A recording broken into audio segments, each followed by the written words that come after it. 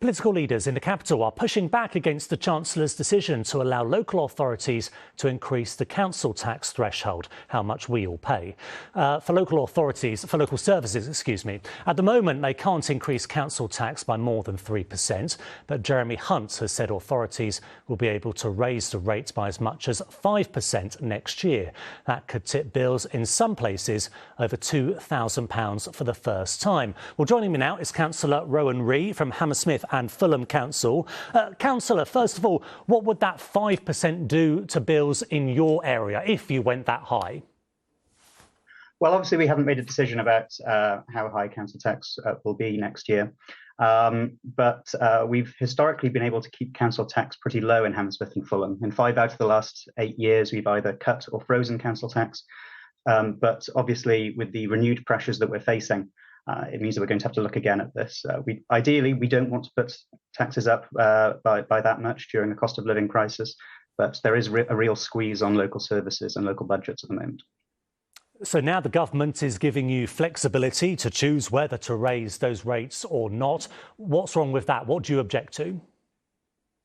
Well, look, let's be clear about this. Council tax is a regressive tax. It's a tax that hits the poorest people hardest. And the government are really pushing this responsibility down onto local authorities by not increasing our funding in line with inflation. We've seen inflation rates of 11% at the moment, and council services just can't keep up with that. We're going to have to face a choice between either affecting the services that we provide or putting up tax to pay for it.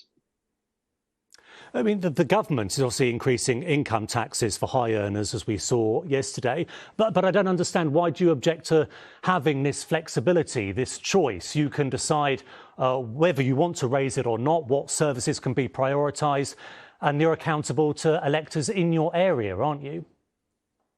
We are indeed, but as I say, council tax is a regressive tax. It's one of the only tools that we have for raising money. The others, of course, being charging for council services, which again is even more regressive because that affects the most vulnerable people who are reliant on council services. Income tax is a progressive tax.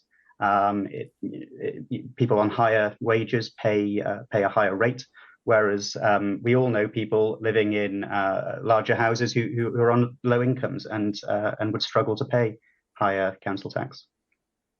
I mean, the government calls it a perfect economic storm, doesn't it, given the shortfall in public finances? What would your solution be then?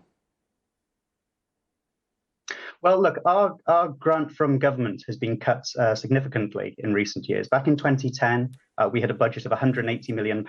Today, it's just over 120. Now, in real terms, that's a cut of 55p in the pound.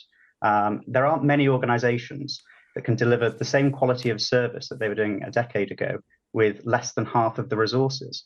I think we need to see councils properly funded by government if they want councils to be able to deliver quality services. OK, Cllr Ree, we'll have to leave it there. Thank you very much for joining us. Thank you very much.